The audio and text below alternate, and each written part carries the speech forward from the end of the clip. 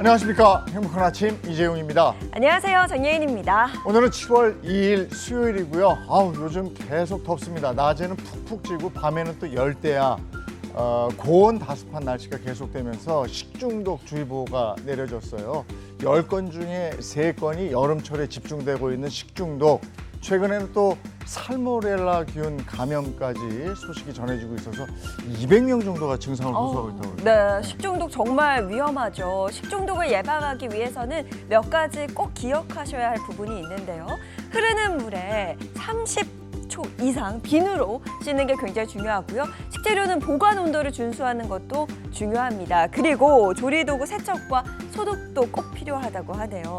몇 가지 주의사항 꼭 기억하셔서 식중독으로부터 안전하고 쾌적하게 여름 나시기 바랍니다. 자, 저희는 수요일에 행복한 아침 바로 시작할게요.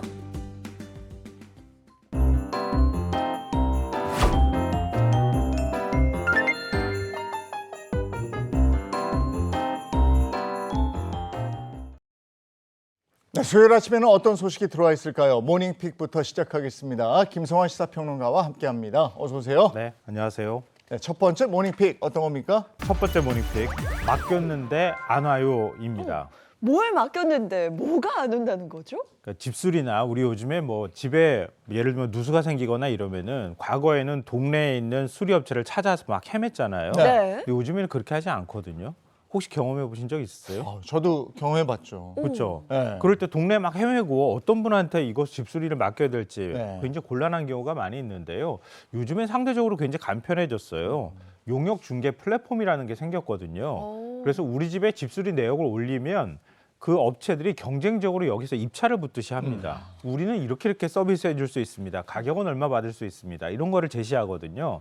그럼 그중에 하나 업체를 그냥 간편하게 선택만 하면 됩니다. 아마 이용해 보신 분들 굉장히 많으실 텐데요. 그렇지만 이용하실 때 좀 주의를 하셔야 될 것 같습니다. 한국소비자원에 따르면 2022년부터 최근 3년 동안 용역 3대 중개 플랫폼에 대한 소비자 피해 구제 신청이 490여 건이나 됐던 것으로 나타났습니다. 2022년에는 100건이 채 되지 않았거든요. 근데 이듬해에는 한 150건 정도가 되다가 지난해에는 1년 동안에만 250건 가까이 접수가 늘었다고 합니다. 그러니까 피해가 점점 늘어나고 있다 이렇게 봐야 될 것 같습니다. 네, 피해가 가장 큰 분야가 어떤 거예요? 전체 피해 사례 가운데 한 절반 정도는요. 청소와 인테리어, 수리와 설치, 이사 같은 생활형 서비스 피해였습니다. 당연히 이런 서비스 수요가 많으니까 그럴 수 있다고 볼 수 있는데요.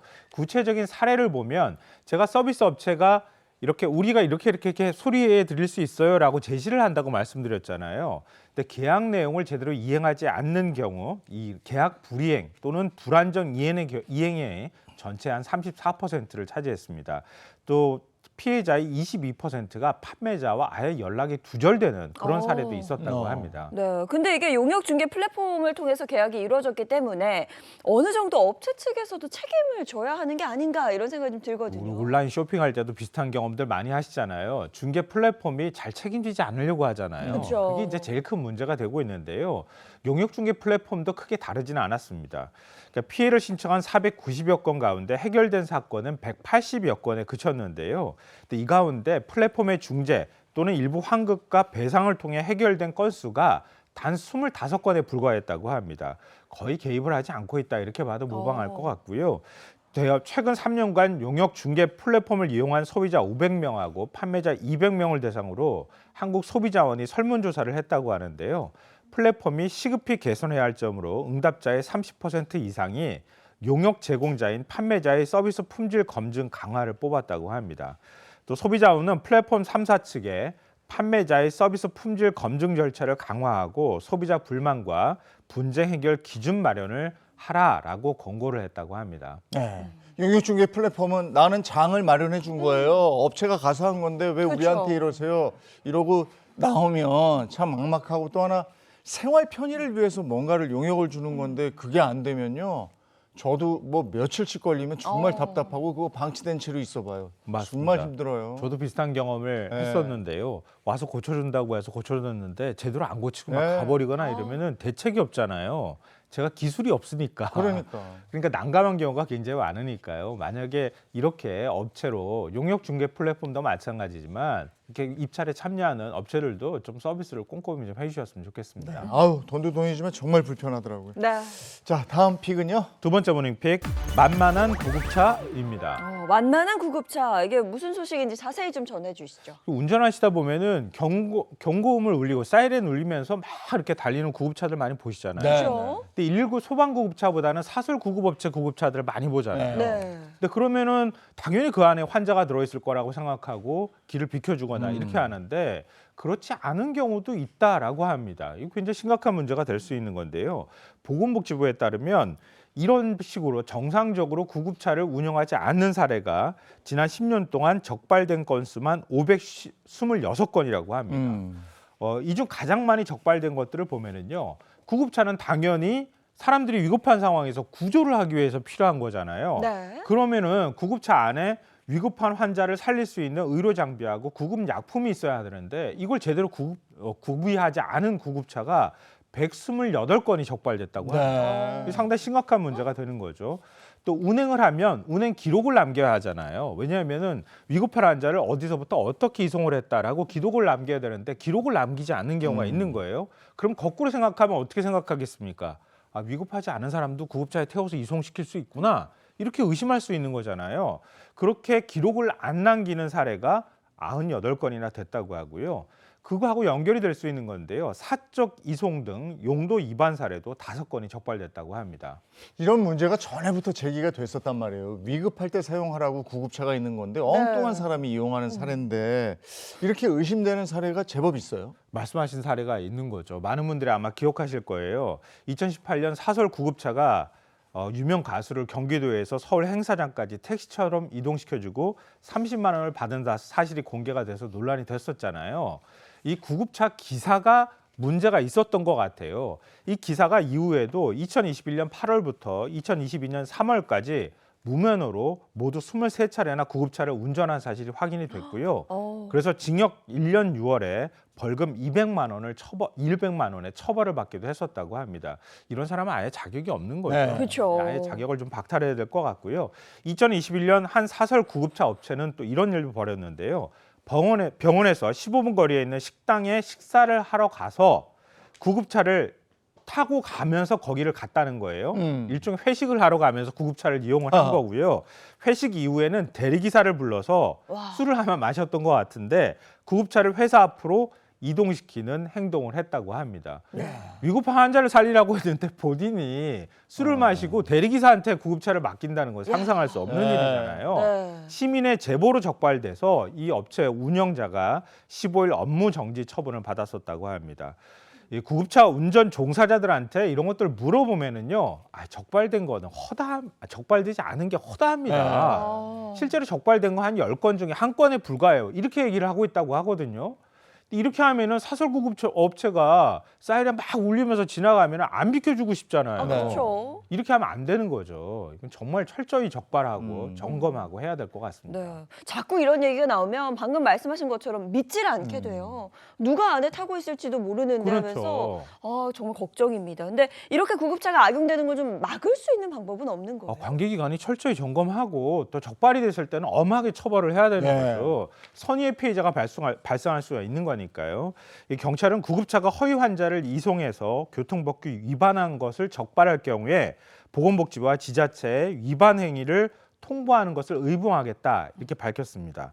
또 난폭 운전을 여기에 이제 혐의를 적용을 해서 다수 시민에 대한 중대 침해 행위로 간주하고 범칙금과 벌점을 높이도록 하겠다라는 입장도 밝혔습니다. 이게 범칙금과 벌점 가지고 되는 거겠습니까? 네. 생명을 가지고 위급한 상황에서 운영하라고 허가를 내준 구급차인데 그걸 딴 데 이용하면 엄벌해야죠. 정말 엄벌해야 됩니다. 지자체가 1년에 한 번씩 점검을 한다고 하거든요. 이게 형식적인 점검하지 말고요. 꼼꼼하게 점검하고 불시에 나와서 점검하는 것도 필요할 것 같습니다. 그럼에도 불구하고 우리는 구급차에 응급한 환자가 타고 있다고 생각을 하고 그쵸, 네. 삐뽀삐뽀 오면 피해 주시긴 해야 돼요. 일단 의심하지 마시고 그거는 좀 엄하게 처벌해야 되겠다 싶습니다.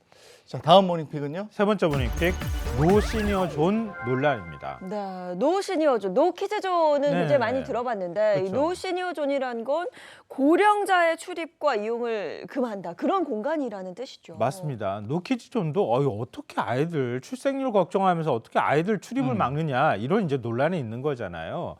노 시니어 존도 역시 마찬가지로 그런 논리를 똑같이 적용할 수 있을 것 같아요. 초고령 사회에 대한 우려들을 많이 하면서 어떻게 노 시니어 존을 만드느냐 이런 논란이 뒤따를 수밖에 없는데요. 그러니까 아마 기억하실지 모르겠는데 서울의 한 헬스장에서 70세 이상 고령자는 회원으로 받지 않는다 이렇게 입장을 밝혀서 논란이 됐거든요. 헬스장에 와가지고 노인분들이 자꾸 다친다는 이유를 댔다고 해요. 이것도 사실 굉장히 논란이 됐었는데 최근 부산의 한 대형 카페가 고령자는 2층으로 올라갈 수 없습니다라는 입장을 밝혀가지고 이게 논란이 되고 있습니다. 이유가 뭐냐면 안전사고 위험이 있기 때문이다라고 이제 밝혔다고 하는데요. 계단이 많고 야외 공간이 있기 때문에 만약에 고령자들이 올라가서 추락하면 어떡하느냐 네. 이런 이유를 댔다고 합니다. 노인분들 반발이 클 것 같은데요. 그럴 수밖에 없지 않겠어요? 네. 가족들이 카페에 올라갔는데요. 70세 이상 노인분은 못 올라가십니다. 2층에. 네. 이렇게 하는 건 조금 문제가 있는 것 같고요. 요즘 뭐 얼마나 힘이 펄펄하신 분들이 많은데요. 이해할 수 없다는 반응들이 더 많을 수밖에 없는데요. 지난 5월 한 언론사에서 자사 홈페이지를 방문한 독자들 대상으로 설문조사를 한 적이 있거든요.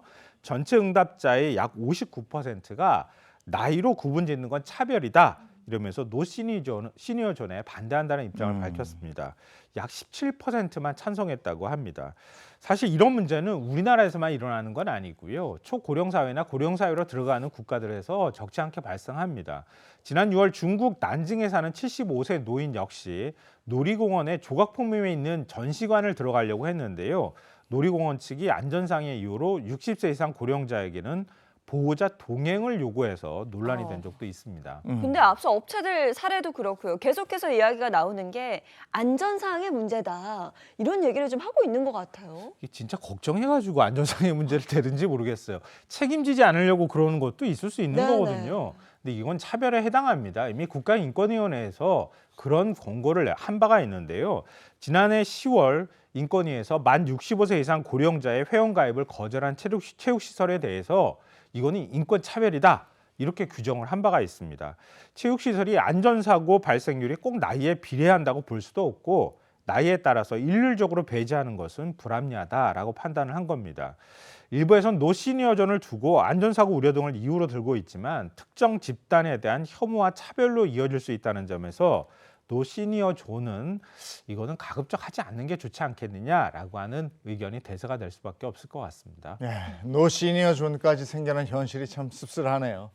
자, 다음 픽은요. 네 번째 모닝픽 하반기 뭐가 달라질까입니다. 네, 요즘 시간이 정말 빠르다는 걸 다시 한번 느끼고 있습니다. 이제 1년의 딱 절반을 넘겼거든요. 2025년 하반기 또 어떤 게 달라질까요? 어제 기획재정부가 2025년 하반기부터 이렇게 달라집니다라고 하는 책자를 발간했는데요. 이게 매년마다 발간을 하는 책자입니다. 이 책자 내용을 보면요. 금융, 교육, 복지뿐만 아니라 부동산, 교통 등 각 분야의 제도와 법규에서 약 160건이나 달라진다고 합니다. 아무래도 많은 분들이 관심 있는 게 금융 쪽일 것 같은데 금융 네. 쪽은 어떻게 변화가 있습니까? 혹시 두 분은 예금자 보호 한도가 얼마나 되는지 아세요? 그 5천만 5천만 원. 원으로 그렇죠. 알고 있는데. 네. 그러니까 더 큰 금액을 은행에다가 이렇게 뭐 예금을 네. 하거나 적금할 때 쪼개기 하시잖아요. 네. 그렇죠. 그게 불편하죠. 네. 쪼개봤으면 좋겠는데. 그렇죠. 저도 그랬으면 좋겠는데요. 예를 들면 이제 이런 거잖아요. 네. 뭐 노후자금으로 돈이 좀 있는데 나중에 은행이 파산하면 어떡할까요? 걱정하실 수 네. 있는 거잖아요. 네. 그래서 이제 예금을 쪼개기 하는 경우들이 많이 있는데요. 이제는 그런 불편이 조금 덜어질 것 같습니다. 예금자 보호 한도가요. 7월부터는 5천만 원에서 1억 원으로 2배 올라갑니다. 예. 그러니까 오. 1억 원까지는 은행이 아무리 파산하고 해도 국가가 보장한다 이렇게 생각하시면 될 것 같습니다. 그리고 헬스장과 수영장 등 체육시설은 그동안에 이용을 할 경우에 신용카드 소득공제 그에 포함되지 않았거든요. 근데 앞으로 소득공제 대상에 포함된다고 합니다. 그래서 총 급여 7천만 원 이하의 근로자가 체육시설을 이용할 때 신용카드 소득공제율이 30%가 적용이 된다는 점도 기억하시면 좋을 것 같습니다. 그리고 아무래도 생활 밀착형이 뭐 복지나 교육 분야도 특별히 더 관심이 쏠릴 수밖에 없을 텐데요. 양육비 선지급제가 도입이 되거든요. 7월 1일부터. 근데 이거는 배드파더스라고 하시면 다 아실 네. 거예요. 아, 알죠. 그러니까 이혼 후에 양육비 지급 안 하고 막 버티는 사람들 있잖아요. 그리고 막 해외로 가는 사람도 있고 별의별 사람들이 다 있는데요. 이런 배드파더스에 대해서 국가가 어느 정도는 좀 책임을 져준다라고 생각하시면 됩니다. 7월 1일부터는 양육비를 받지 못하는 한부모 가족에게 국가가 먼저 양육비를 지급을 하고요. 이후에 비양육자에게 회수하는 제도가 시행이 됩니다. 중위소득 150% 이하 가구의 자녀 1인당 월 20만 원을 18세까지 지급한다고 하니까요. 이것도 기억해 두시면 좋을 것 같습니다. 네. 어쨌든 9월부터는 이제 1억씩 쪼개면 되는 거죠. 맞습니다. 이거 말고도요. 사실은 굉장히 많은 부분에서 변화가 있는데요. 어떤 부분에 대해서 변화가 있을까 궁금하신 분들은요. 네. 기획재정부 홈페이지를 찾아가 보시면은 아마 자료들을 다운받으실 수 있을 것 같아요. 일단 5천만 원에서 1억 이걸 기억해 두시면 좋을 것 같습니다. 1억이라고 합니다. 예. 1억. 네. 오늘 모닝픽 여기까지 하겠습니다. 김성환 시사평론가와 함께했습니다. 고맙습니다. 네. 고맙습니다. 네, 어제 잘 주무셨는지 모르겠습니다. 열대야 때문에 밤잠 설치는 분들 굉장히 많은데요. 오늘 날씨 어떤지 바로 알아보죠. 문단영 기상캐스터 나와주세요. 네, 더위 때문에 밤잠 설치신 분들 많으시죠? 지난 밤 사이에도 내륙과 동해안을 중심으로 열대야가 나타났는데요. 한낮에도 여전한 폭염 속에 소나기까지 염두에 두셔야겠습니다.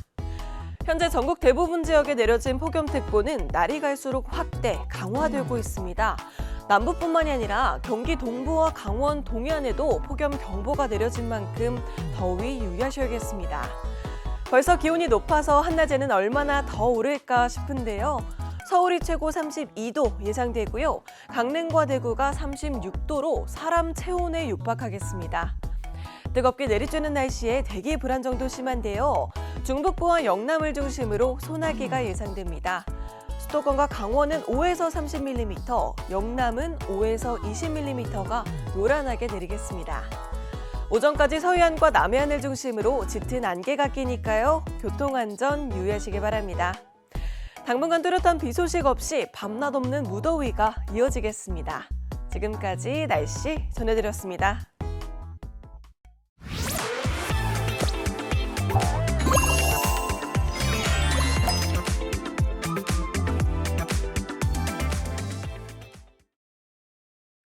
행복한 아침 함께하고 계신 지금 시각이 7시 48분 됐습니다. 자, 이번엔 연예가 소식 나누겠습니다. 연예계 이슈 시간입니다. 네, 연예계 이슈 오늘도 이 세 분과 함께합니다. 어서 오세요. 안녕하세요. 다양한 연예계 소식. 제가 목이 다 막히네요. 속이 뻥 뚫리게 분석해 드립니다. 대중문화 전문기자 홍정선입니다. 네, 안녕하세요. 에어컨처럼 아주 시원한 연예계 소식을 전해드릴 미남 전문 기자 최정아 기자입니다. 네, 아주 달달한 팥빙수예요. 쫀득쫀득 찹쌀떡 마냥 거기에 없으면 서운한 연예계 이슈에 없으면 아주 서운한 연예계 덕후 박은영입니다. 네, 연예계 이슈 첫 번째 소식은요. 네, 첫 번째 소식은요. 이번 주 아니죠. 지난주에 아주 연예계를 뒤흔들었던 사건이죠. 바로 이경규 씨 약물 운전 혐의를 받고 있는 우리 이경규 씨의 소식입니다. 네, 이 사건이 일어난 지 시간이 좀 지났음에도 불구하고 다시 수면 위로 올라왔는데요. 우선 이게 어떻게 된 일인지 자세히 좀 알려주시죠. 사실 이제 이 이경규 씨의 그 약물 운전 혐의를 받았던 그 사건은 6월 8일에 일어났어요. 일요일이었습니다. 당시 이경규 씨가 서울 강남구 논현동에 있는 한 건물에서 본인이 타고 왔던 차와 차종도 똑같고 색깔도 똑같은 다른 사람의 차량을 타고 이제 병원 진료 끝나고 링거도 한 대 맞고 본인 사무실로 돌아간 겁니다. 그랬다가 참 나 가방을 놓고 왔네 이러고 이제 가방을 찾으러 가는데 생각해 보세요. 그 차에 없어진 차주 입장에서는 내 차 지금 없어졌어. 도난 신고했겠죠. 네. 경찰은 이미 출동해 있었고 그래서 이제 와 보니까 가방 찾으러 왔더니 오히려 내가 지금 차량 도난범이 돼 있는 상황인 거죠. 그렇게 해서 오해는 풀렸지만 왜 이런 실수를 했느냐 이 부분에 대해서 경찰이 음주 테스트했지만 아니었고 근데 약물 테스트를 했는데 간이 시약 검사에서 양성이 나온 거예요. 그래서 약물 운전이다 이런 최초 보도가 있었고요. 그래서 이제 지난 24일에 이경규 씨가 직접 경찰에 그러니까 출두해서 소환 조사 받았는데 그러면서 이제 당시 상황을 전했는데 본인이 솔직하게 얘기를 했어요. 사실 10년 전부터 공황장애 앓고 있었고 병원에서 처방받은 약을 꾸준히 이제 복용해 왔다. 그런데 그 전날 녹화가 밤 늦게까지 있었고, 그래서 컨디션 난조로 인해서 웬만하면 이제 좀 집에 있는 약들 먹잖아요. 이렇게 근데 낫질 않으니까 안 되겠다 해서 일요일임에도 불구하고 이제 병원에 가서 그렇게 링거도 맞고 간기약 처방도 받고 이제 이랬던 상황인데요. 이게 이제 요즘 보면은 주차장에 차키 놓고 가세요. 이렇게 꽂아놓고 가세요, 놓고 가세요 하잖아요. 그런 상황에서 이제 그렇게 차키 꽂아 있던 그 차를 본인이 이제 타고 이동을 했고 그렇게 해서 지금 말씀드린 이런 상황이 벌어졌던 건데 이 당시에 경찰 소환 조사 받고 나서 이경규 씨가 직접 다 밝힌 내용이 영상으로 준비돼 있거든요. 함께 보고 오시죠. 그 국과수에서 조사를 했어요. 근데 뭐 마약 성분 이런 건 없고 뭐 대마초 이런 것도 없고 그냥 약물 평상시에 먹는 그런 약들이 그냥 그대로 나왔어요. 처방약이란 말씀이죠? 예. 또 그렇다고 어떻게 그 차례가 헷갈릴 수 있느냐? 그 사실 또 차가 똑같아요. 근데 바꿨습니다. 제가 운전을 잘 안 해요. 그 차에 대해서 저는 매니저 차를 항상 타고 다니기 때문에 제 차는 잘 안 타기 때문에 차가 뭐라고 그래야 되나? 제가 한 1년 이상을 탔는데도 10,000km가 안 돼요. 사실 저도 이번에 그 공황장애 약을 먹고 몸이 아팠을 때는 운전을 하면 안 된다는 것을 크게 제가 인지하지 못했어요. 그래서 앞으로는 이제 우리가 먹고 있는 약들 중에서 그런 계통의 약이 있다면 몸이 좀 안 좋으면 운전을 조금 자제하는 것이 좋지 않을까라는 말씀드리고 제 자신도 앞으로 주의하도록 하겠습니다. 말을 하면서 자꾸 이제 가슴을 네. 이렇게 만지는 그런 장면도 봤는데 어쨌든 이제 공황장애가 있다 이런 건 우리가 익히 알고 있었고 이경규 씨가 직접 해명을 하고 이러면은 가라앉을 줄 알았는데 이게 또 일파만파잖아요. 사실 이전까지만 해도 단순히 여론에서는 그냥 해프닝 아니냐, 뭐 이런 일은 있을 수 있는 건가 보다라고 생각을 했었어요. 그런데 이 여론이 조금씩 움직이기 시작한 이 순간이 있습니다. 바로 한 언론에서 당시 상황이 담긴 CCTV 영상을 공개하면서부터인데요. 이 언론은요, 이경규 씨가 이 주차된 버스와 세차장 벽을 들이받았을 뿐만 아니라 이 걸어갈 때 좀 비틀거리는 모습을 보였다라고 보도를 합니다. 게다가 원래 주차됐었던 곳이 아니라 다른 주차장을 찾아가는 이경규 씨의 상태가 생각보다 심각한 것이 아니냐라는 이제 댓글들이 다시 올라오기 시작한 모습입니다. 네, 그럼 하나씩 좀 짚어보도록 하겠습니다. 사실 많은 분들은 이 정도로 몸이 안 좋았을 때는 운전대를 잡지 않았어야 하는 게 맞지 않냐 이런 우려도 나오면서 이를 간과했다는 거 말고 혹시 또 다른 사유가 있진 않을까 이런 또 의견이 있거든요. 네, 이제 소속사 관계자와 통화를 해봤어요.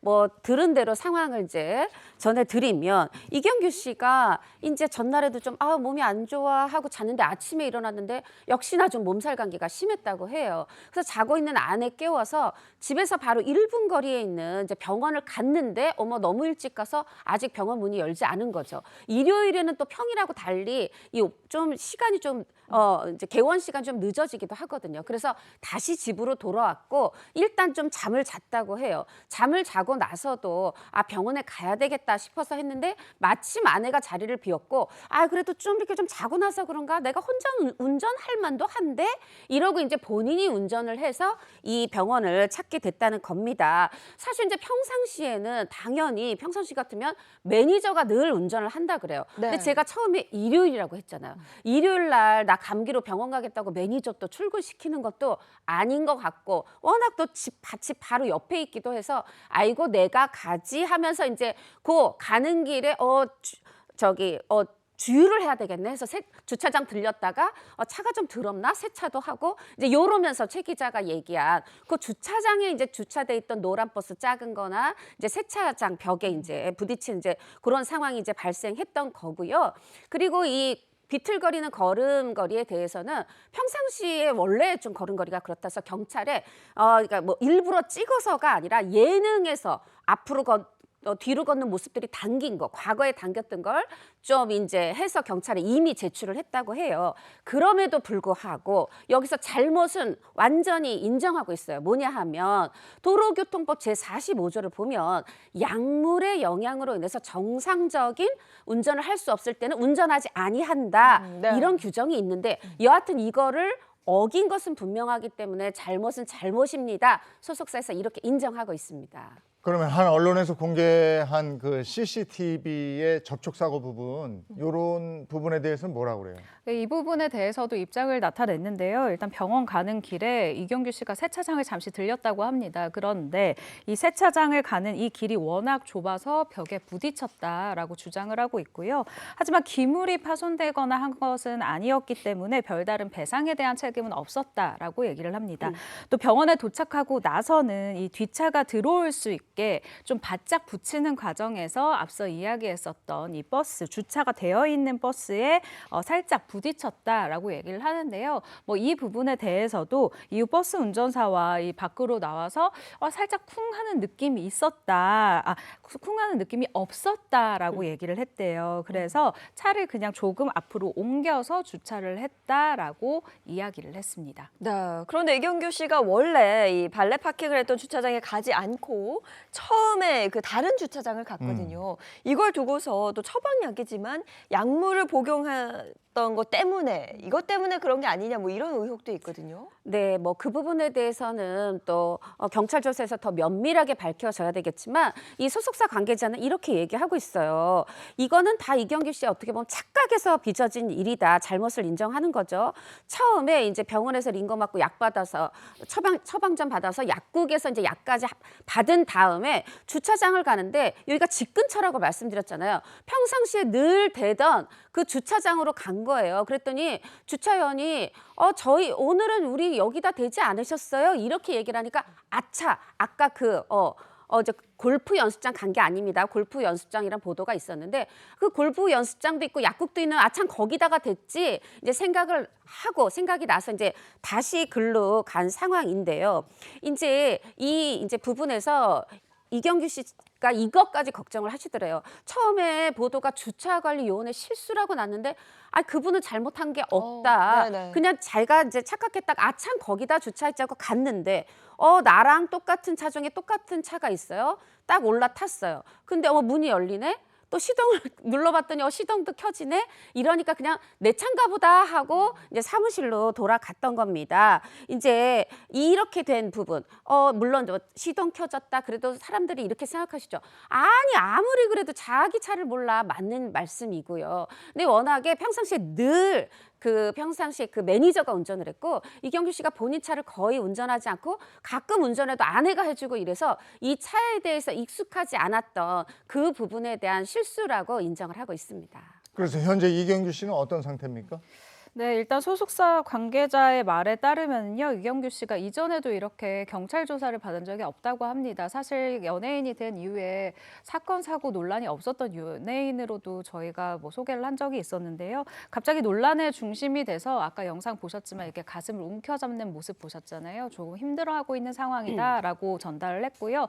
이렇게 끝나면 사실은 좀 질타를 받을 수가 있어요. 그래서 소속사에서도 분명히 하고 있는 것은 본인이 운전한 것 자체는 잘못이다. 라고 인지를 하고 있다는 점을 다시 한번 명백히 이야기를 하고 있습니다. 현재 이경규 씨에 대한 이 추가 소환 조사는 없을 것으로 예상이 되고요. 국가수 감정 결과가 나와야 되겠죠. 이 부분을 토대로 블랙박스 영상 그리고 관련 진술들을 다 취합을 한 후에 이경규 씨에 대한 이 혐의가 성립이 되는지 등을 알려주실 예정이다라고 전달을 했습니다.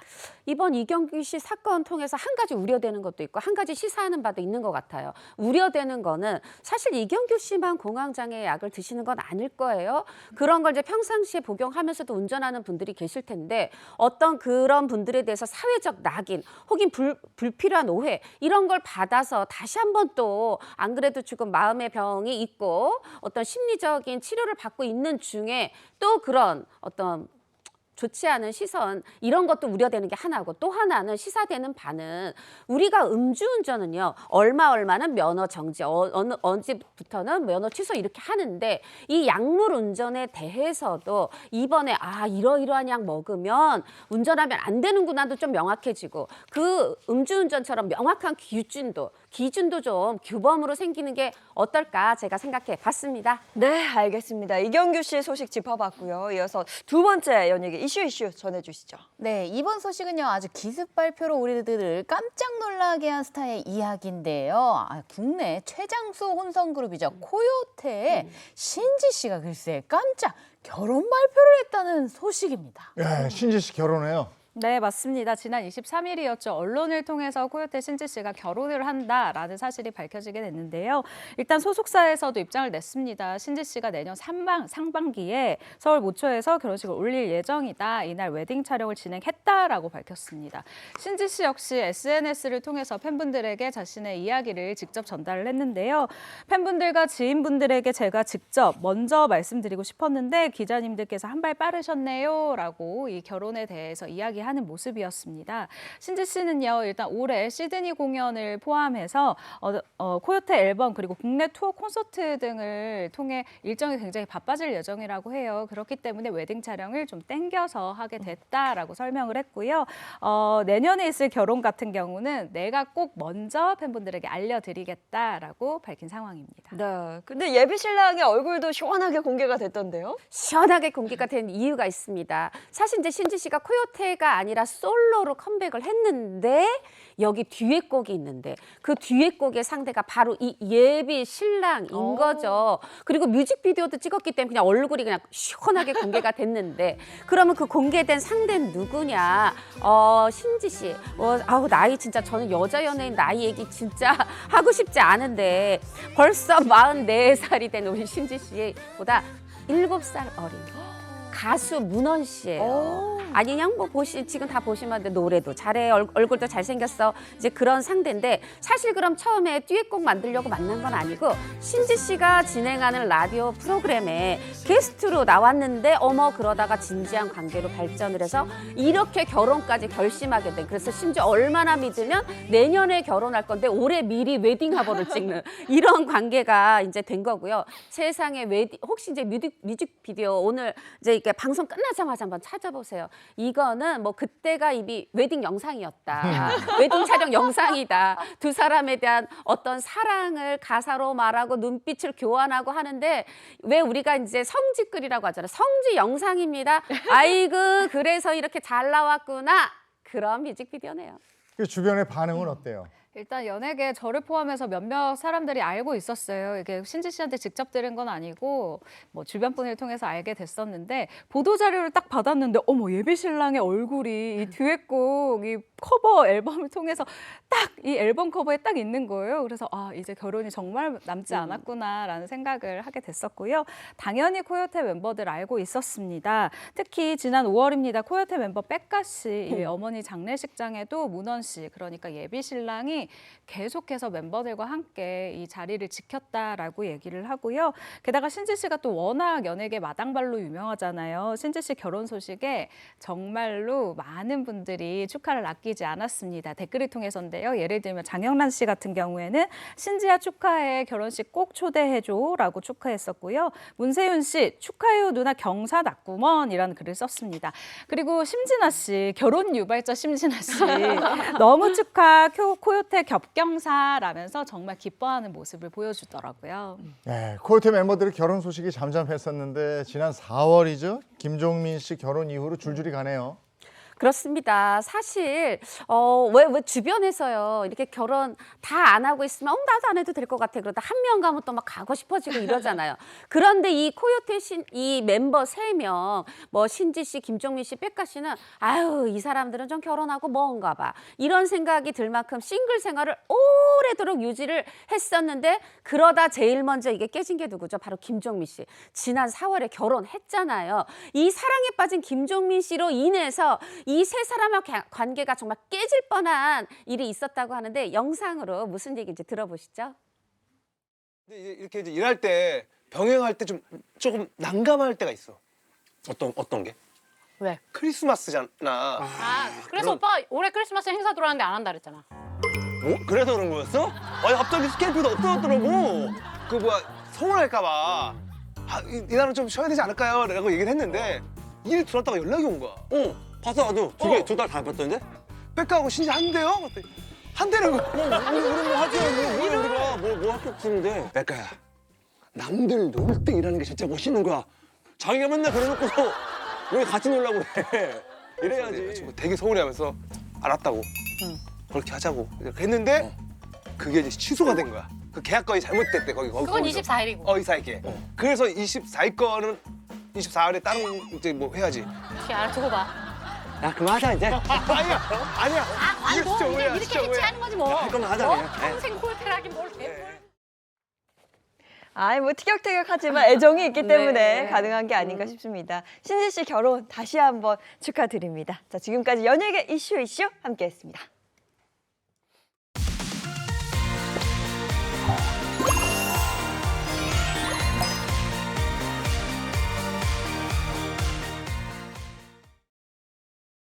스스로 정하는 게 인생 지금부터가 시작이야 남자의 삶에 정답은 없으니까 뻔하게 가자 가진 건 없어도 빛이라는 남자 Bravo my life.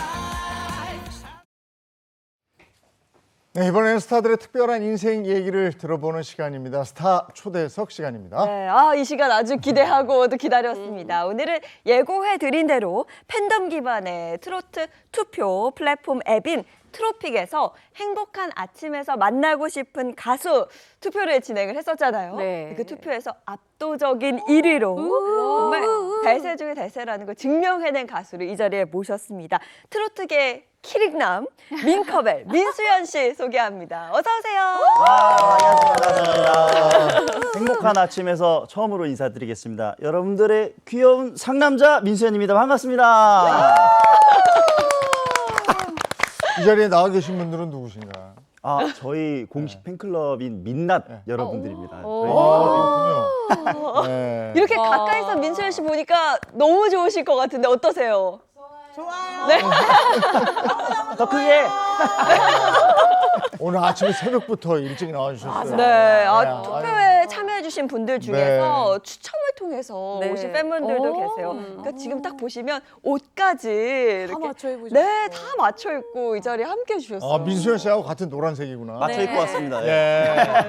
저 자, 바깥에서 민수연 씨. 응원하시는 분들도 계시더라고요. 예, 아는 분들도 많으시겠지만 민수연 씨가 누군지 요약 정리해 주시죠, 은영 씨가. 저를 부르셨나요? 최영 PT. 오늘 제가 민수연 씨에 대한 정보 알려드리겠습니다. 일단요, 민수연 씨는요, 1994년생 대전 출신이에요. 그리고 본명은 문준용. 2014년 사랑의 방정식으로 또 데뷔를 했습니다. 아주 전통 트로트 기반으로요. 진성, 꺾기, 아주 감성 표현이 너무나도 뛰어나가지고요. 우리 전통 트로트의 진수를 보여준다. 거기에다가 녹여내는 감정이 아주 그냥 깊어가지고요. 아주 한마디로 감성 깊은 목소리, 기법을 통해서요. 정통 트로트로 계승자로 주목받고 있는 21세기형 트로트 가수라고 소개를 할 수가 있겠습니다. 어떠신가요? 저의 소개가. 이게 제 입으로는 차마 얘기 못하는 것들을 이렇게 또 해주시니까 기분이 너무 좋네요. 아주 깊은 소개 감사합니다. 감사합니다. 네, 근데 이 트로픽에서요, 정말 이번 투표에서 제가 압도적이라고 말씀드렸잖아요. 네. 무려 64%의 득표율로 우와. 1위를 와. 차지했습니다.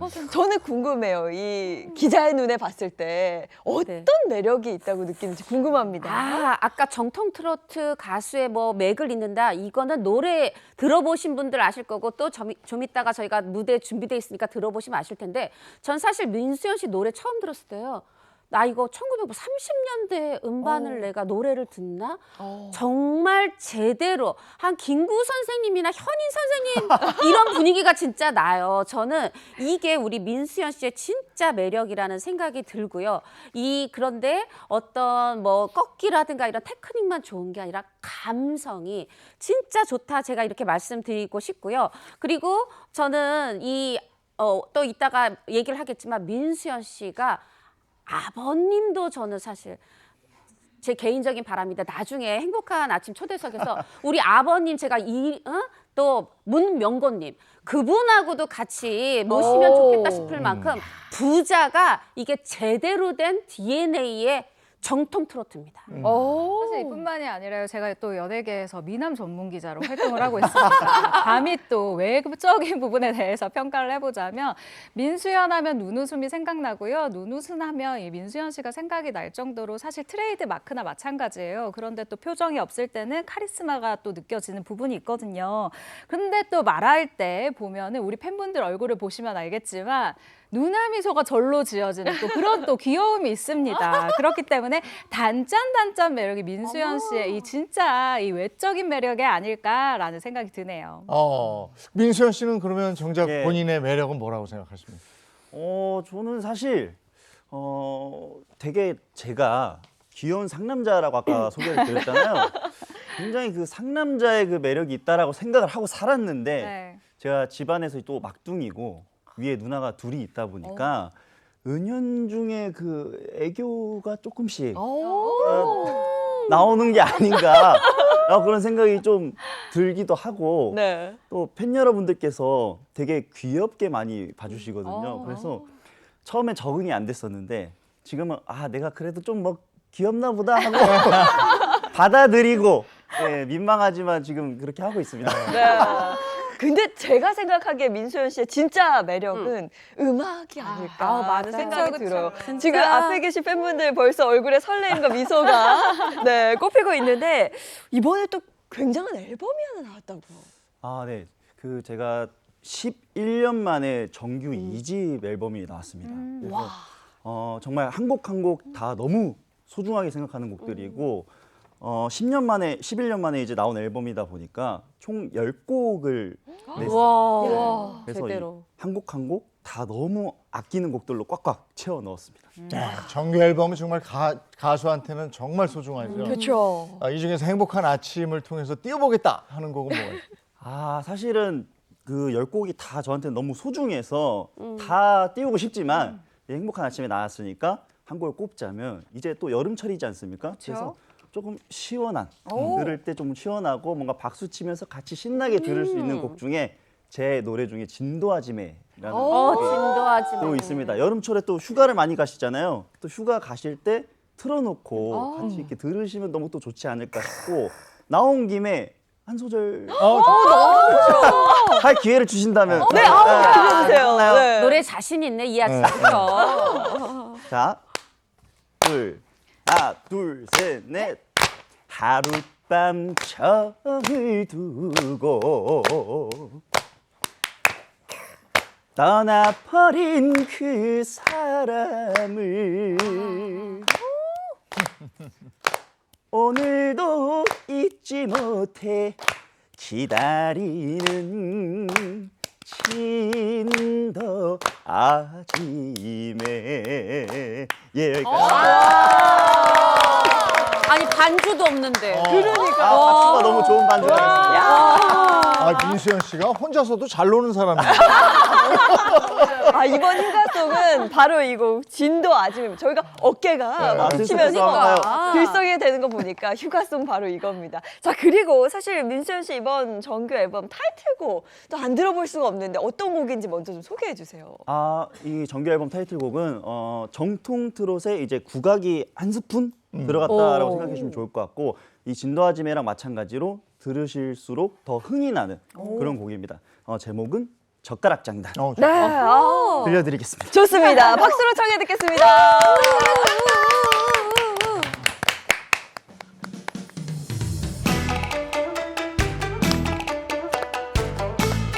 박수 한번 쳐볼까요?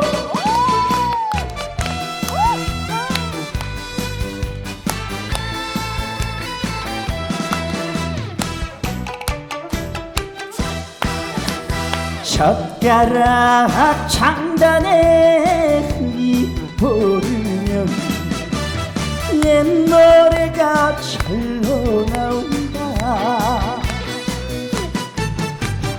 너도 한 잔 나도 한 잔 친구가 되며 정이 깊어가던 주말이 가끔씩 그때가 그리울 때 두드려본다. 굴다리 작작 굴짝 장단에 젖어 눈을 감으며 그 시절은 그리워도 할 수가 없네. 추억 속에 젓가락 장단, 추억 속에 젓가락 장단.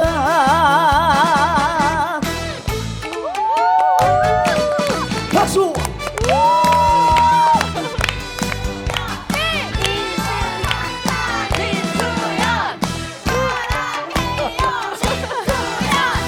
젓가락 장단에 술이 오르면 우리 아버지 생각이 난다.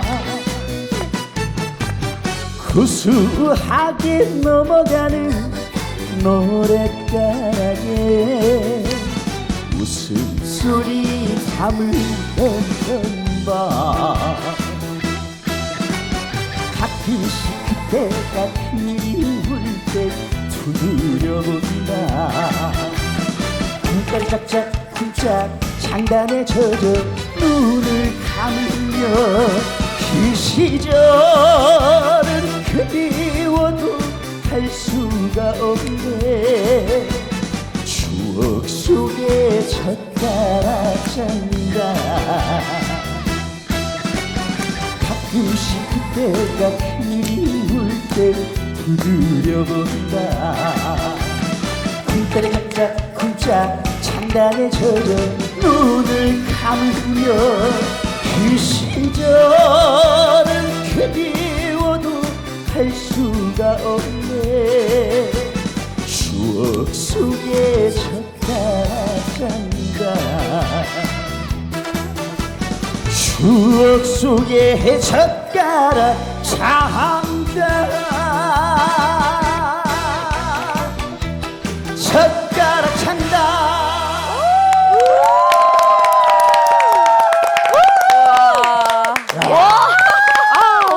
아니 노래가 구성지고 맛이 나네. 이렇게 왜 인절미처럼 착착 달라붙는 그런 맛이 있어요. 네. 너무 좋은데요? 아니 오늘 몇 시에 일어나셨어요? 오늘 그래도 준비를 또 미리 해야 되니까 한 3시쯤에. 아이고야. 근데도 목소리가 이렇게 구성지게 나오는 거 보니까 진짜 그러니까요. 돈 받고 노래하는 사람이 많네. 직업이니까요. 우리는 돈 내고 노래하잖아. 와. 자, 이제 은영 씨가 또 특별하게 준비한 게 있다면서요. 야, 정말 이 쿵다리 작다 이 젓가락 창단의 젓가락을 너무 들고 싶었는데 오늘 이렇게 곱디고 우리의 민컵의 민수연 씨가요 이렇게 많은 분들의 사랑을 받기까지는 또 인생의 아주 역전의 순간들이 또 있었다고 합니다. 그래서 저희가 또 준비를 한번 해봤습니다. 이 모니터를 보시면요, 바로 민수연 씨 역전의 장단, 그 첫 번째 장단은요 바로 나훈아 씨. 아니 우리 민수연 씨 이야기하는데 첫 번째 그 나훈아 씨 이야기예요? 너무 궁금하다. 사실 제가 데뷔 때부터 지금까지도 롤모델이 나훈아 선생님이고요. 노래를 할 수 있게 된 계기도 이제 나훈아 선생님이셔가지고요. 원래는 제가 대학교를 클래식 작곡가로 갔었어요. 네, 음악에 좀 기초를 배워보자 하고 갔었는데 우연찮게 이제 1학년 끝나고 나서 너튜브를 보는데 그 나훈아 선생님의 아리수 공연을 우연찮게 보게 됐어요.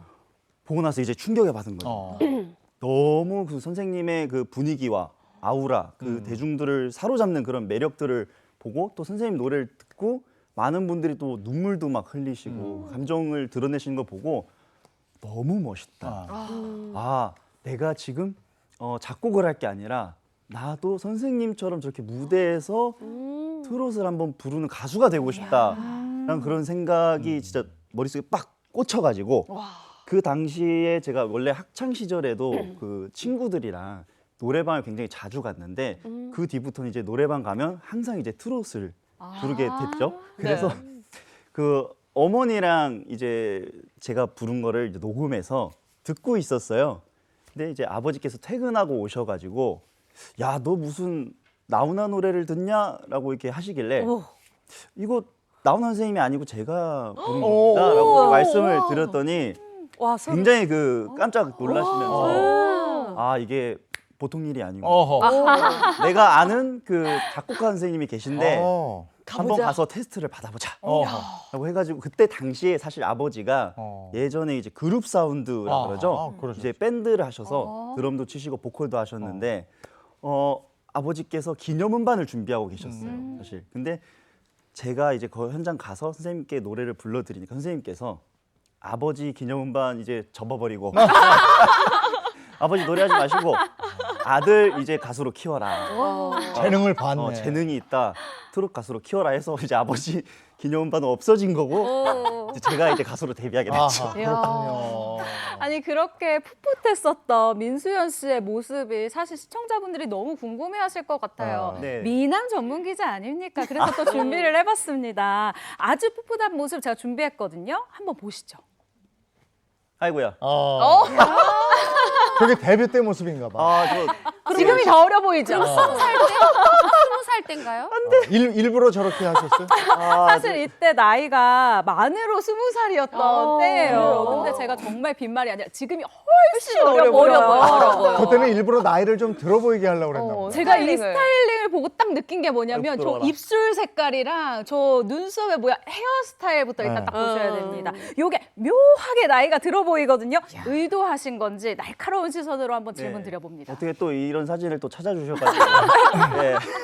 저 당시에 이제 데뷔할 때 당시인데 그 당시에 제가 너무 어린 나이다 보니까 어린 나이에 또 제가 하는 장르가 뭐 이제 세미 트롯 쪽도 아니고 정통 트롯 쪽을 또 하다 보니까 이제 대중들이 봐주셨을 때 어린 나이에 트롯 잘한다라는 그런 얘기를 듣고 싶지 않았던 것 같아요. 네, 그냥 간 가수로서 노래를 뭔가 제대로 들려드리고 싶은 마음이 커서 나이에 신경 안 쓸 수 있게끔 좀 2대8 가르마를 하고 또 나이에 또 안 맞는 그런 수트들을 또 각잡게 딱 입고 나서 활동을 좀 그렇게 해왔던 것 같아요. 네. 민수연 씨 시계는 거꾸로 간다. 그러네요. 지금 이렇게 보니까 제가 느껴지는데. 근데 창피해라. 네, 아버지께서 일단 기념 앨범까지 포기하신 거잖아요. 어떻게 보면. 네, 그거로 그렇죠. 쭉 밀어주신 거예요? 아버지께서 사실은 처음에는 반대를 많이 하셨어요. 그래요? 네, 이제 테스트는 받아봤지만 아버지께서는 음악 활동을 하셨으니까 이 길이 얼마나 이제 어렵고 험난한지 아시니까 이게 보통 마음가짐으로는 되지 않는 일이고 네가 뭐 열정으로만 할 수 있는 일이 아니다 라고 엄청 말리셨어요. 내가 지금 너에게 얘기해 줄 수 있는 건 사실은 안 했으면 좋겠다 라고 얘기하실 정도로. 근데 또 자식 이기는 부모 없다고 제가 또 너무 하고 싶어 하니까 아버지께서 그러면 너한테 딱 10년의 시간을 주겠다. 이야. 10년 안에 무언가 네가 나한테 보여줘라. 뭔가를 한번 이뤄내봐라 해서 그때부터 지금까지 이제 아버지가 옆에 붙어서 제 매니저 일까지 같이 해주고 그래요? 네. 그래가지고 여기서 바로 민수연 씨의 그 역전의 장단, 그 두 번째 장단이 바로 나옵니다. 쿵짜라 장창! 두 번째 장단은요, 바로 아버지인데요. 이 아버지가 정말 많은 역할을 또 해주신 것 같아요, 민수연 씨에게. 네, 맞습니다. 사실 아버지가 없었으면 네. 제가 뭐 이렇게 활동을 할 수 없었다라고 생각이 들 정도로 아버지께서 정말 데뷔 때부터 지금까지 엄청나게 노력을 많이 해주시고 계셨고 네. 제가 데뷔가 이제 올해로 12년 차예요. 근데 무명 생활이 사실 거의 10년 가까이 지냈기 때문에 그 세월을 같이 옆에서 견디고 버텨준 게 아버지십니다. 네. 야, 이 10년이면 정말 긴 세월인데 어느 정도로 힘든 시간이었습니까? 사실 지금이야 뭐 아무렇지 않게 얘기할 수 있지만 제 인생에서 가장 힘들었고 제일 그 암흑기에 정말 끝이 보이지 않는 터널을 걷는 듯한 그런 느낌의 시기였어요. 이게 무명 생활이 이제 데뷔했을 때는 그냥 열심히만 하면 네. 나중에는 이제 내 노래 많이 들어주시고 알아주시겠지 생각을 했지만 이게 1년, 2년 이렇게 지나다 보니까 나는 왜 안 될까라는 그런 생각을 좀 많이 하면서 되게 나쁜 생각을 많이 하게 되더라고요. 그 모든 원인들을 나 자신한테 찾았어요. 내가 능력이 부족해서 내가 뭔가 가수를 하면 안 되는 사람이었는데 내가 억지로 우겨서 지금 하고 있나? 라는 그런 생각들을 좀 많이 했었고 아무래도 또 집안에 또 가장 역할을 하고 있어서 경제적으로 또 도움이 돼야 하는데 아무래도 무명 생활을 하다 보면 경제적으로 뭔가 돈을 벌어다 드릴 수도 없는 상태여서 너무 죄송했어요. 그 당시 열심히 뭐 매일같이 일을 해도 결국에는 뭔가 보이지 않는 길을 계속 걷는 느낌이어서 한 1년 동안 그래서 노래를 그만뒀었죠. 그래요. 네, 아버지 어머니한테 이제 말씀을 드렸어요. 제가 이 길을 가는 것이 맞지 않는 것 같습니다. 차라리 다른 일을 하겠습니다 해서 그 당시 이제 뭐 단기 알바 같은 것들 뭐 전단지나 뭐 택배 상하차 일 같은 걸 이제 하면서 지냈었는데 그 음악을 굉장히 멀리 했었어요. 아예 그냥 포기하고 1년 동안 살고 있었는데 그 당시에는 사실 근데 그렇게 땀 흘려서 일하고 손에 이제 돈이 쥐어지니까 사실 가수 활동할 때는 그런 걸 느껴보지 못했거든요. 네. 그래서 이렇게 이 길을 그냥 가는 게 집안에 더 도움이 되고 이게 더 실질적으로 현실적으로 좀 더 맞겠구나 싶어가지고 계속 그렇게 지냈던 것 같아요. 한 1년 동안은. 그 기간이 한 그때 근데 1년이라고 딱 하고 한 게 아니라 그때는 아예 그만둔다는 마음이었던. 그렇죠. 사실 그때는 진짜 큰 마음을 먹고 도저히 유지할 수 없겠다 싶어서 진짜 그만둘 생각으로 다른 일을 했던 거죠. 오늘 여기 아버지 오셨어요? 네, 저기. 오셨습니다. 예. 풍채가 좋으신. 저는 매니저 아까 복도 같이 맞아요. 기념앨범 못 내신. 우리 아버지 얼마나 지금 자랑스러우시겠어요. 네. 근데 그러다가 네. 어떻게 다시 내가 노래를 하고 마이크를 좀 잡아야겠다 이렇게 생각을 하신 거예요? 사실 음악을 되게 멀리 하고 있다가 아버지께서 사실 저한테 얘기를 해주셨어요. 역시. 네. 그 오디션 프로그램을 하는 것이 있는데 거기 한번 마지막으로 진짜 후회 없이 나가보는 게 어떻겠냐라고 얘기를 해주셔서 사실은 제가 거절했었거든요. 못 나가겠다. 이미 다 접었고 나는 다른 길을 가겠다 했는데 이 몇 날 며칠 계속 고민을 하다 보니까 제가 여태까지 해왔던 그 10년의 시간들이 뭔가 정리가 안 된 느낌에서 다른 일을 시작한 것 같고 마지막 예의라고 생각을 했어요. 내가 음악을 했던 것에 대한. 그래서 마지막으로 진짜 나가서 다 정리를 하고 오자. 잘 될 거란 생각도 안 했고 뭐 붙어서 올라갈 거란 생각도 안 하고 그냥 진짜 마지막으로 나가보자 생각하고 나가서 부르려고 이제 준비를 하고 있는데 거기 현장 관객 여러분들께서 너무나 알아봐 주시고 민수연 외쳐주시면서 막 응원을 해주는 거 보고 내가 1년 동안 이렇게 활동을 안 했는데 잊혀지지 않았구나. 그래서 내가 그래도 여태까지 열심히 노력한 것이 어느 정도는 와닿는 게 있었구나라는 생각이 딱 들면서 많이 울컥했던 것 같고 네. 그래서 욕심을 하나도 안 부리고 경연에 나가다 보니까 오히려 더 쭉쭉 잘 됐던 것 같아요. 그래서 최종 3위라는 정말 감사한 결과를 얻었습니다. 그때 뭘 불렀었어요? 그때 처음 나갔을 당시에 나훈아 선생님의 무심세월이라는 곡을 불렀어요. 기억나. 무심세월. 네. 또 그 가장 높은 조회수를 기록한 커버곡이기도 한데. 지금 280만 넘어서 300만 하고 있어요. 대단하다. 요거 혹시 네. 실례가 안 되는 살짝 좀 청해 아, 주실 네. 수 있을까요? 네. 살짝 불러보겠습니다. 우후. 무심한 세월아 냉정한 세월아 너는 어찌 그리도 빠르니 너 따라가려니 이젠 힘이 들구나 우리 잠시 쉬었다 가자. 네, 여기까지. 본인 인생하고 딱 맞네. 이게 노래를 들으면서 그 10년 세월이 쭉 흘러가는 듯한 느낌이 들 것 같아요. 네, 저도 그래서 항상 네. 이 노래는 부를 때마다 좀 어렵습니다. 그 감정적으로. 울컥하기도 하고. 네, 한 번씩 꼭 그렇습니다. 그리고 오늘 이 자리도 아버지는 저기서 팔짱 끼고 후루룩. 야, 우리 아들 토크쇼에도 나오는구나. 얼마나 자랑스러우시겠어요. 자, 다음 거 볼까요?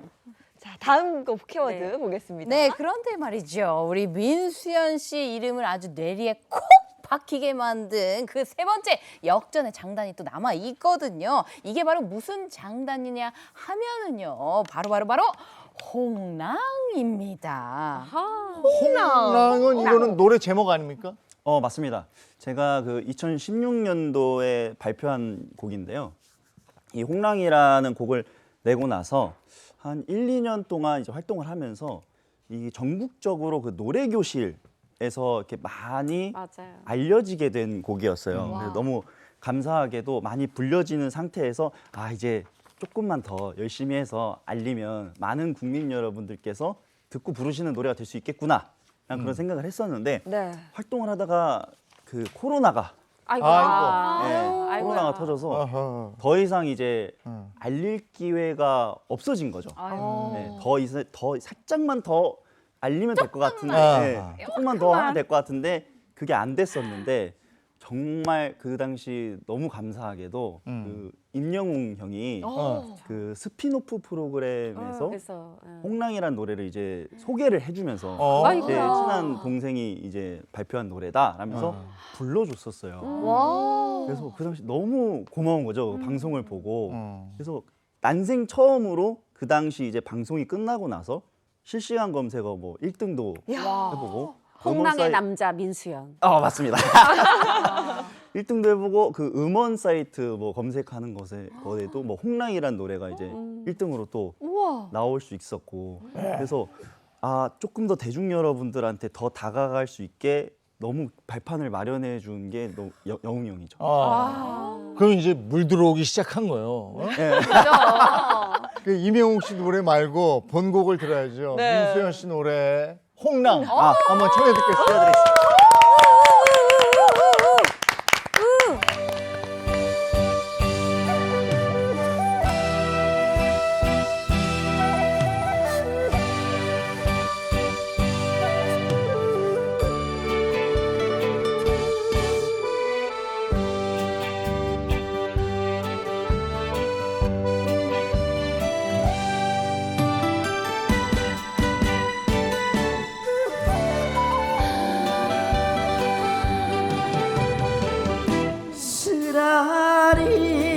쓰라린 이별에 우는 나 퍼들 가지 꺾어두게 놀아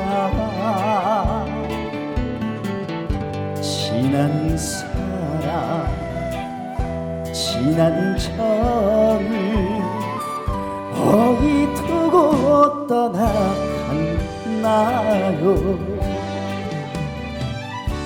100년이 흘러가도 1000년이 가도 나는 그대 여자랍니다 객창에 핀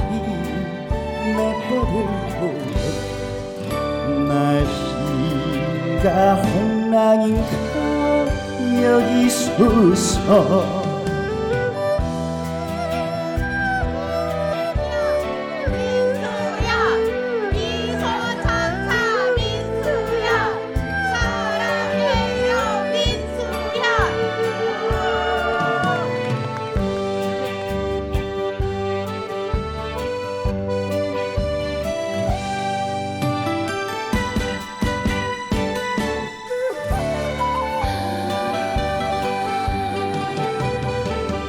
소리 없이 울면서 지샌 밤 방울방울 기억하게 놀아 지난 사랑 지난 정을 어이두고 떠나간 나로 100년이 흘러가고 1000년이 가도 나는 그대 여자랍니다.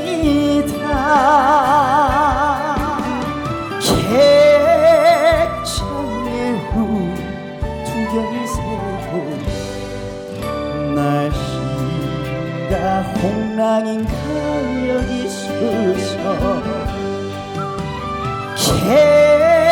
객정의 후 두견새고 날씨가 홍랑인가 여기 서서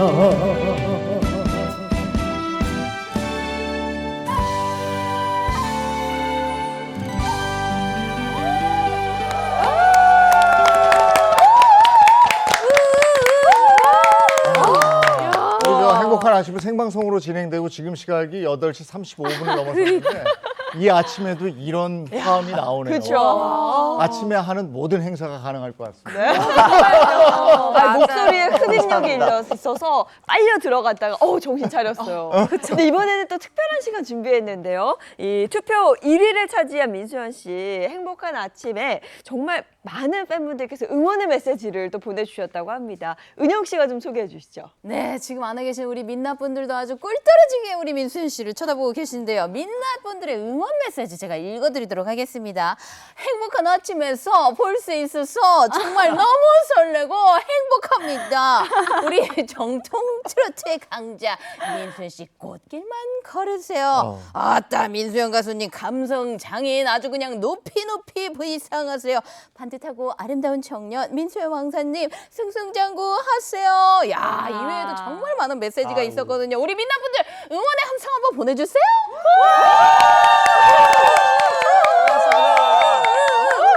야, 또 여기서 이제 팬들이 더 궁금해하는 질문 두 분이 준비해 오셨죠? 맞습니다. 댓글로 가장 많이 물어보신 질문 제가 대신해서 민낯분들 대신해서 질문 드릴게요. 민수현 씨 쉴 때는 뭐 하면서 시간 보내나요? 저는 사실 밖에 다니는 것보다 집에 있는 걸 굉장히 좋아하는 사람이어서 집돌이네. 네, 집돌인데요. 제가 원래 지금 파충류를 굉장히 좋아해서 파충류 거의 100마리와 함께 거의 살고 있습니다.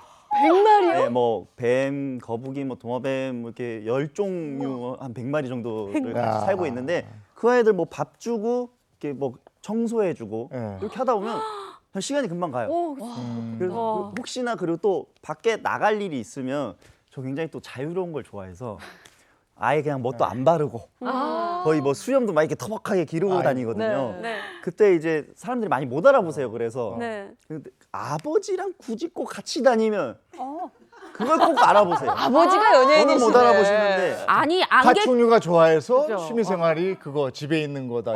시간이 없기 때문에 마지막 질문 우리 팬들과 시청자분들 함께 해주셨으니까 마무리 인사 해주셔야 될 거예요. 네네. 오늘 행복한 아침에 나와서 너무 이렇게 감사한 시간 보내서 너무 좋고요. 저희 공식 팬 명칭이 민낯인데 또 다른 민수현의 또 다른 얼굴들이란 뜻입니다. 항상 이렇게 많이 응원해 주시고 기 살려 주셔서 감사합니다. 앞으로도 민수현이 좋은 모습 많이 보여드리고 여러분들의 자랑이 되겠습니다. 감사합니다.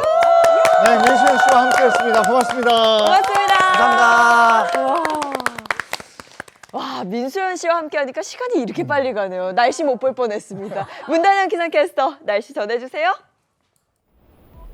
네, 날씨 빠르게 전달해 드릴게요. 시원한 옷을 입어도 몸이 물을 먹은 듯 무겁습니다. 7월 초가 원래 이만큼까지나 더웠나 싶으시죠? 이맘때 서울은 27.5도가 최고 기온인데 현재 기온은 27.4도로 벌써부터 비슷한 수준까지 올라 있습니다. 당분간 밤낮 없는 무더위는 이어지겠습니다. 현재 전국 대부분 지역에 내려진 폭염특보는 나날이 갈수록 더 확대, 강화되고 있습니다. 특히 남부뿐만이 아니라 경기 동부와 강원 동해안에도 폭염 경보가 내려져 있어서 더위 유의하셔야겠습니다. 벌써 기온이 높아서 한낮에는 얼마나 더 오를까 싶으실 텐데요. 서울이 32도, 강릉과 대구가 36도로 사람 체온까지 육박하겠습니다. 뜨겁게 내리주는 날씨에 대기 불안정도 심한데요. 수도권과 강원에는 5에서 30mm, 영남에는 5에서 20mm 정도의 요란한 소나기가 예상됩니다. 오전까지 서해안과 남해안을 중심으로 안개가 짙게 끼니까요. 교통안전 유의하셔야겠습니다. 당분간 뚜렷한 비 소식 없이 맑고 습한 날씨는 이어지겠습니다. 지금까지 날씨 전해드렸습니다. 날씨가 계속 더워서 네. 물 잘 챙겨 드셔야 돼요. 네, 건강 잘 챙기시고요. 저희는 내일 아침 7시 30분에 돌아오겠습니다. 행복한 아침, 행복한 하루 되십시오. 고맙습니다. 고맙습니다. 즐거운 밤 오아시스에서 Play the next channel A